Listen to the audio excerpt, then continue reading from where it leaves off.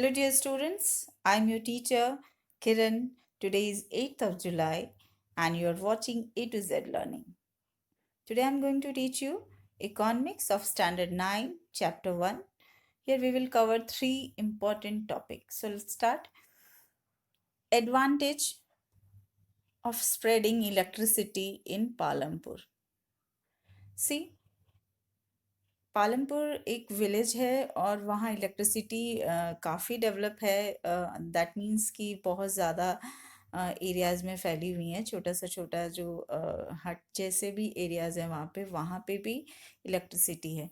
तो क्या फ़ायदा होगा? विलेज है और विलेज में एग्रीकल्चर हो रहा है, तो सिंपली यहाँ से शुरू करते हैं। It helps in transformation of irrigation system. Second point is about ये सिंपली हेल्प करता है फार्मर्स की, ताकि वो अपने आप को ट्रेडिशनल फार्मिंग मेथड से हटाकर इलेक्ट्रिक सिटी से रन होने वाले ट्यूबवेल को देख सके। तो यहाँ पे मैं अंडरलाइन कर रही हूँ और आप देखो ध्यान से।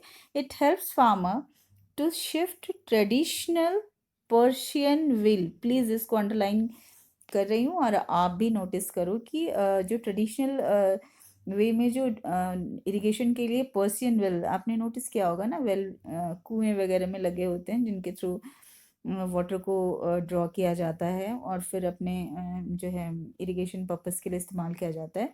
तो वहाँ पे इलेक्ट्रिसिटी की वजह से ट्रेडिशनल पर्सियन वेल जो था उसको हटाकर वहाँ पे इलेक्ट्रिसिटी से रन होने वाले ट्यूबवेल को शुरू किया गया। It leads whole society from darkness to light.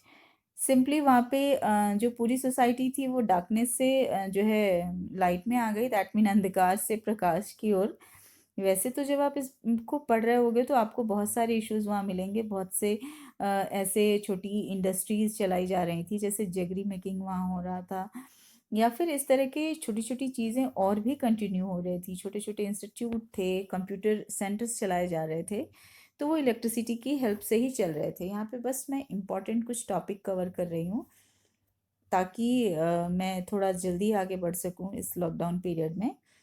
Next जो है बहुत इम्पॉर्टेंट है, जो आपने पढ़ा भी होगा और ध्यान से देखिए, that is capital for farming.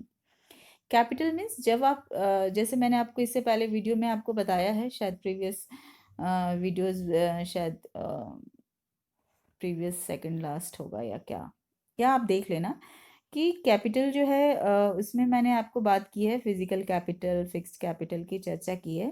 तो यहाँ पर हम सिंपली बात कर रहे हैं कैपिटल, दैट इज़ पूंजी। फार्मर्स जो हैं उनको कहाँ से पूंजी मिलती है इस चीज़ को करने के लिए, तो वो आप चेक करना कि कहाँ से उनको मिलती है।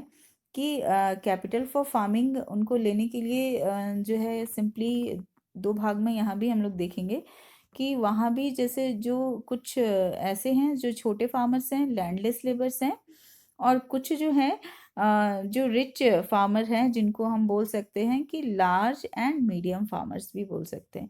तो यहाँ broadly capital for farming means कि जो फार्मिंग कर रहे थे, चाहे वो रिच थे या पुअर थे, छोटे फार्मर्स थे या फिर लार्ज और मीडियम फार्मर्स थे, सभी को चाहिए था। तो कहाँ से ले रहे थे? तो यहाँ से स्टार्ट करते हैं हम लोग। Small farmers and landless labours. First point, borrow money from money lenders and traders.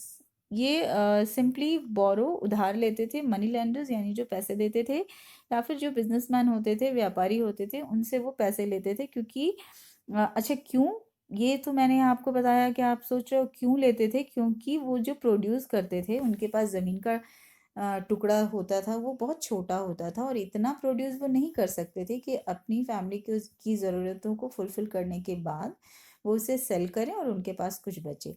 तो इसीलिए उनको जब नेक्स्ट टाइम कुछ फार्मिंग करनी होती अपने फार्म पे, तो उन्हें उधार लेना पड़ता था। यहाँ पे मैं आपको ये ज़रूर बता दूँ, आगे मैं बताऊँगी, सरप्लस कुछ नहीं बचता था उनके पास। दैट मीन कुछ बचा ही नहीं, तो वो कैसे उसे नेक्स्ट टाइम के लिए यूज़ करेंगे। सेकंड पॉइंट, अब वो जब मनी लेंडर से रेंट उधार लेते थे, तो वो मनी लेंडर्स जो थे काफ़ी हाई इंटरेस्ट रेट उनको देते थे। हाई रेट ऑफ इंटरेस्ट पे उनको मनी देते थे। कई बार वो डेबिट ट्रैप में फंस जाते थे, यानी कर्ज में फंस जाते थे। उसके बाद आप देख रहे हो कि उनके लिए इतना ज़्यादा इंटरेस्ट होता था कि कई बार उनको वो लोन को रीपेमेंट करना डिफ़िकल्ट होता था। ऐसे इसको समझो कि वो बेचारे जो इंटरेस्ट होता था ना वो ही नहीं पूरा पे कर पाते थे और कभी भी वो लोन पे ही नहीं कर पाते थे, जिसकी वजह से उनकी जो छोटी सी ज़मीन होती थी जो उन्होंने रखा होता था कोलेटरल के तौर पे, वो भी जो है वो मनी लेंडर हड़प लिया करते थे। तो यहाँ पर आपने ये देखा। और नेक्स्ट हम लोग बात करते हैं large and medium medium farmers के बारे में। और इनके बारे में भी यही बात करें कि वो कैपिटल कहाँ से लेते थे। तो इस इनको कैपिटल लेने के लिए किसी से उधार नहीं लेना पड़ता था, क्योंकि इनके पास ज़मीन का साइज बहुत बड़ा था और बहुत आसानी से इसको वो कवर कर लेते थे। तो हम लोग देखें कि वो कहाँ से अरेंज करते थे। यूज़ सेव्ड मनी और सरप्लस मनी, इसको ज़रूर आप ध्यान रखिएगा। आगे आपने थोड़ा बहुत पढ़ा है इसके बारे में, लेकिन अभी यहाँ इकोनॉमिक्स में आप इस चीज़ को एकदम ध्यान से देख लो। Surplus money that mean surplus, जैसे कुछ स्पेंड कर दिया, आपके पास 10 रुपीज़ हैं, 10 में आपने जो है 4 रुपीज़ स्पेंड कर दिया, खर्च कर दिया, तो आपके पास क्या बचता है? 6 रुपीज़। तो वो सरप्लस मनी हम उसको बोल रहे हैं, या फिर सरप्लस ग्रेन हम बात करेंगे। सो यहाँ पे आप देखें, नेक्स्ट पॉइंट इज अबाउट उनके पास इतना पैसा होता था कि उनके पास सरप्लस बच जाता था, और उस सरप्लस से वो नेक्स्ट फार्मिंग के लिए अरेंजमेंट कर लिया करते थे, और प्लस इतना बचता था कि वो कुछ नया कैटल खरीद लेते, यानी कुछ ऐसे जो हैं डोमेस्टिक एनिमल्स जो उनके लिए यूज़फुल हो वो खरीद लेते थे, और ट्रैक्टर्स या फिर कुछ शॉप वगैरह लगा लेते थे, जिससे उनकी आमदनी जो थी वो बहुत बढ़ जाती थी और वो बड़ी आसानी से अपनी ज़िंदगी को सरवाइव कर रहे थे। तो ये बेसिक सी चीज़ थी जो आपने देखा। और अब जो मैं बात कर रही हूँ ग्रीन रिवॉल्यूशन क्या था, तो ग्रीन रिवॉल्यूशन सिंपली इसका नेम ही साउंड करता है। 1960 में ये शुरू हुआ था। जवाहरलाल नेहरू जी ने इसको शुरू किया था, और सिंपली जब इन्होंने शुरू किया था तो उसके बाद इसके कई सारे फ़ायदे सामने आए, और आप डेफ़िनेटली बुक के थ्रू गो थ्रू जाइएगा। मैं यहाँ कुछ पॉइंट्स उसके साथ दे रही हूँ, हालाँकि इसको और भी एलाबरेट किया जा सकता है, लेकिन मैं सिर्फ इम्पोर्टेंट टॉपिक के तौर पे कवर कर रही हूँ, इसलिए मैं कुछ बेसिक पॉइंट दे रही हूँ, ठीक है? तो ग्रीन रिवॉल्यूशन को आपने नोटिस किया कि इसके फ़ायदे क्या हैं? तो ग्रीन रिवॉल्यूशन जब आया तो सबसे पहली बात तो आपने जो फ्लड आता था हमारे यहाँ, बाढ़ आया करती थी, तो उसके वाटर को एक डायरेक्शन दिया गया, डैम बनाया गया और ऐसे एरिया में इस पानी को पहुँचाया गया जहाँ पर जो है ये स्कैरसिटी वाला एरिया था, जहाँ वाटर की किल्लत थी या पानी की सुविधा ना होने की वजह से वहाँ पर एग्रीकल्चर प्रॉपर नहीं हो पाता था। तो आप देखें, तो सबसे पहले तो जब वाटर की सुविधा अवेलेबल हो गई तो लोगों ने हाई यील्ड जो है वैरायटी के सीड यूज़ करने शुरू किए, जिसको आप बोलते हो ना HYV सीड्स, जो है आपने पढ़ा हुआ है साइंस में भी इसे। तो वो इस्तेमाल करना शुरू किया, और ये जो है हाइब्रिड सीड्स जो होती हैं बहुत ज़्यादा प्रोडक्शन देती हैं। इससे पहले मैं आपको बता चुकी हूँ, लगभग 3 टाइम्स ज़्यादा।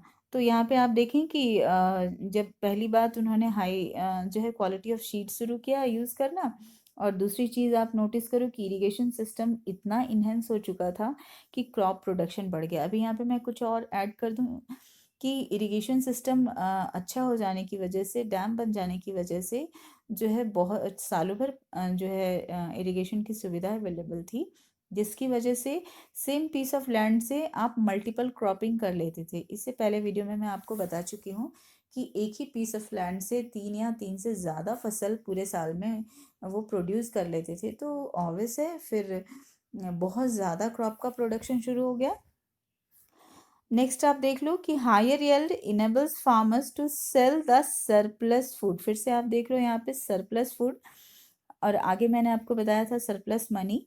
तो एक्चुअली इतना ज़्यादा फार्मर्स अब प्रोड्यूस कर ले रहे थे ग्रीन रिवॉल्यूशन के बाद कि उनके पास सरप्लस जो है क्रॉप बच जा रहा था, क्योंकि वो अपनी खाने पीने की सारी ज़रूरत को फुलफिल करने के बाद भी बहुत उनका उनके पास बच रहा था, तो जो वो मार्केट में सेल कर देते, जिससे उनके अर्निंग के सोर्स और बढ़ गए। Okay, earn more money. एक बार फिर से आप देख लो, higher yield enabled farmers to sell the surplus food in the market to earn more money. Okay, अभी ग्रीन रेवोल्यूशन के फ़ायदे तो आपने बहुत से सुन लिए, लेकिन क्या सिर्फ फ़ायदा ही था? कोई डिसएडवांटेज नहीं था।